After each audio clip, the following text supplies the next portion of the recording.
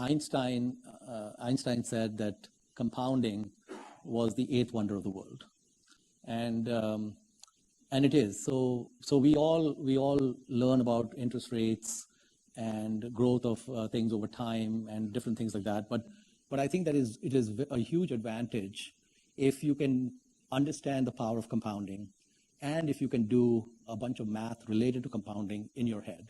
So what I'm going to do is just kind of throw out some terms, and some of the math actually that we're going to do I've not done myself, so I'll be doing it on the fly, which will be kind of fun. So I'll take one example from a letter Warren Buffett wrote to his investors in the 1950s. I think it was like 58 or 59. And he said that the Indians, the American Indians who were based in Manhattan, what was Manhattan in New York, in 1626, it's rumored that they sold the island of Manhattan to the Dutch for $24. That was the sale price. And of course, when people hear that, they say, $24, the Indians got taken for a ride and such. But let's say the Minuit Indians, I think they were the Minuit Indians who did that. Let's say the Minuit Indians had some kind of trust officer or investment officer in 1626, and the Dutch came to him, and this deal was on the table of $24, and you could sell this undeveloped island. So he would probably think about, well, what are my alternative uses if we don't do the deal, or what else can we do? And he'd probably run some numbers, and he would have probably concluded there was a fantastic deal. And why is it a fantastic deal? So let's say that $24 in 1626, the Indians were able to take that and invest it at something like 7% a year, for example. What would that $24 be today if it were invested at 7%? So let's do the math without any pencil or paper. So we have something known as the rule of 72, which some of you may be familiar with, which is that, if I have a 7% interest rate, I can take 72 divided by 7. It's approximately 10, which says that in 10 years, at a 7% interest rate, the money would double. Okay, so basically, if in 1626 they sold for $24, in 1636 they would have $48, in 1646 they'd have $96, and so on. It'd keep doubling every 10 years. So basically, if you take a 100-year period, you get 2 to the power of 10. 2 to the power of 10 is a good number to know. It's 1,024. And let's throw away the 24 because that makes the math a little harder. So we have 1,000. So in 100 years, whatever they got increases 1,000 times. So if in 1626 they got 24, in 1724 they have 24,000. Okay? And in 1823 or whatever, they have 1825, they have 24 million. And by 1925, they have 24 billion. And 2025, which is 9 years from now, they have 24 trillion, right? Now, we are about 10 years away from the 24 trillion, and 10 years is the double. So today, they would have about 12 trillion, right? So we did the math without a calculator, which is great. Well done, Mohnish, okay? And the thing is, you can do the math yourself also without, and the important thing with compounding is to have the fluency to do it in your head, because it's very important to be able to do this in your head because it has huge impacts. So $24 in 1626, 7% compounded, is today 12 trillion. So what is the value of undeveloped, so let's say Manhattan today, the land of Manhattan, if it had no buildings on it, and or let's put it this way, if I were to go and offer to buy everything in Manhattan, and then I subtract the cost of the buildings, which is the land value because it's undeveloped land, would the land be at 12 trillion, right? And the answer to that also is very simple. So the entire wealth of the planet, every man, woman, and child, everything they own, is 300 trillion. The entire wealth of the United States is 80 trillion. It is very unlikely that something like 15% of that 80 trillion is just Manhattan land. And in fact, I think Warren calculated that, I think he calculated in the 1960 or something, it was 12.5 or 12 billion or something. Actually, it was less than 12 billion, something like 10 billion. So you might get to a few hundred billion maybe in value on a good day. So the Indians basically sold Manhattan at a rate where if they had held today, they had held that land till today, and they did the deal today, they would have basically lost several trillion in value by not doing the deal. Now, of course, the trust officer of the Minute Indians was an idiot in terms of investing, and he didn't get them to 12 trillion. But that's a different story. We'll get to that later.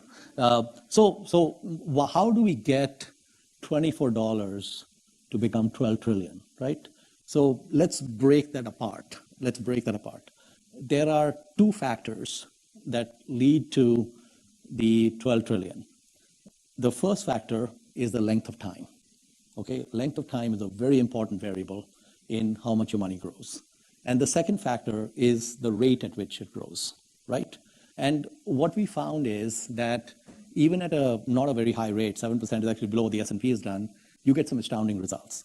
Now, recently, I don't know whether you saw in the news, there was some older gentleman who passed away somewhere in the Northeast.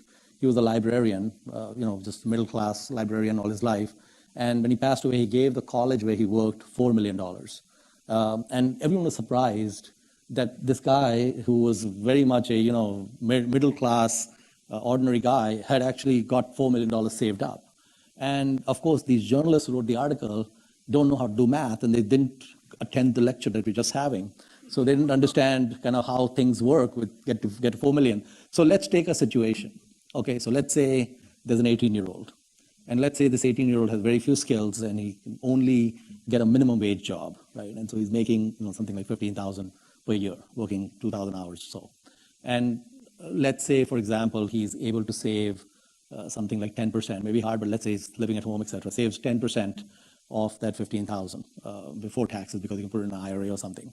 And so his actual kind of after-tax income might decline by 1,000 if he's working someplace where there's an employer match. Some of you students will get employer matches and such in retirement accounts, so you might have to save less to get more. So if this person is 18 years old, saves $1,500, and let's say he keeps putting the $1,500 every year into a retirement account, and let's say, for example, that he gets something like a 7% return on that money. And let's say that his income goes up very modestly, like his income is only going up by 2% a year. And when it goes up by 2% a year, his savings go up by 2% a year. So instead of saving $1,500 next year, he saves $1,530. So it goes up very slowly. And when he retires 50 years from now, which is at the age of 68, he is at that point, 50 years later, making less than $50,000 a year. Didn't have any significant growth in income, just barely kept up with inflation and such. What would that person have at the age of 68? Well, let me make it easy for you. The first year when he saves the $1,500, he's got 50 years. We know it's 7%. We know it doubles every 10 years. We know it's 2 to the power of 5. We know 2 to the power of 5 is 32. And we know what 1,500 times 32 is. So he's got 48,000, right? So the first 80, what he saves at 18, at the age of 68 is 48,000. Age of 19, maybe somewhere similar to that, but you get the point as you go on. The end result, just to make it simpler for you, is a little over $1 million, okay? So the librarian is not making 15,000. He's got a white-collar job. He's probably making somewhere less than 100 and maybe more than 40 or 50,000, somewhere in that range. And he paid attention when they were talking about compounding in math class, and if he makes 4 times what the guy with the minimum wage makes without doing anything esoteric, he ends up with a very significant net worth. So the question is, why doesn't everyone end up wealthy when we retire? Because there's not much required to become wealthy. You just have to follow a certain game plan and you'll be there. And in fact, at the age of 68, the guy was making less than 50,000. He could start withdrawing 50,000 or more per year from that account and would outlast the rest of his life because he'd have a 5% withdrawal rate and he's got a 7% earnings rate. So the money would actually keep growing. He'd probably end up making a $4 million donation to another school or something. So compounding is a very important element to understand. And again, What matters is it makes a huge difference if that person starts at the age of 18 versus 28. Huge difference. And my daughter, my younger daughter, last year, she interned at a place and she got paid like close to $5,000 during the internship. She had no expenses and such, so the money was just sitting there. So I said, you can open an IRA, and so I got her to open an IRA, and then I said, if you trust me, you can give me power of attorney, and I can invest the money for you. And one time she was flying back from New York, she was very tired, and I just told her, that $5,000 you gave me at the age of 18, I put it into one stock, because we can take some risk because you're just 18, you don't need the money, and probably that stock doubles or triples in the next 2-3 years because it's my best stock pick. And so I said, let's say it doesn't even double or triple. Let's say it, goes at 15% a year or something. So 15%, rule of 72, every 5 years things double, right? And I ran the math for her. And I said, what does the 5,000 become at the age of 68, right? So you got 50 years to the power of 10. So you got 10 doubles, you got 1,000. You get to 1,000 times the 5,000, which is 5 million. So I said, Momachi, you worked one summer, and in the age of 68, you'll have 5 million from the summer work.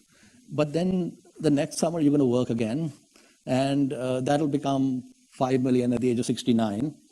And at some point, you're going to graduate, and you might make more than 5,000 in a year, and you might actually save a few $1,000s. And I said, what's your net worth at the age of 68? And I gave her some number, and it was like 2 in the morning, I was picked up from the airport, and she was asleep, and she was wide awake. She said, oh, like, how did that happen, and what's going on? Very, very, very focused. And so the thing is, it's the two pieces. The length of the runway is really important, right? So 50 years, number of doubles. It's all about the number of doubles. This is how Buffett thinks about it. How long does it take things to double? So if you ask Warren Buffett, Mr. Buffett, I'm the genie from Aladdin. You can have any wish you want. What would you like? So you know what he would say? He says, I only want one wish, which is that when I'm dead and they look at me, they say, man, he was old. Okay? So he just wants to not die for as long as possible. And it's not like he loves all of us on planet Earth is why he doesn't want to die. He wants to compound, and he wants to keep compounding for as long as he can. And I think in his case, he's 86, and he started his compounding journey at the age of 11, and he actually understood compounding, I think, age of 9 or 10. And I think at 24 or something, he told his wife that we are going to be wealthy beyond our dreams. We're going to have more money than we won't know what to do with it. And so we got a plan for, what are we going to do with all this extra cash? And his wife thought, this guy is, I want to buy a house. We don't have money to buy a house. He thinks we're going to get super wealthy. What's going on? And of course they did. So compounding is a very important element, no matter what your profession or calling in life ends up being. It's very important to have the fluency in math. Very important to understand the concept of a runway and the length, time it takes to double, and compounding rate. And don't take the retirement account or 401k or IRA, pull out the money and go on vacation. The time value destruction of that is huge.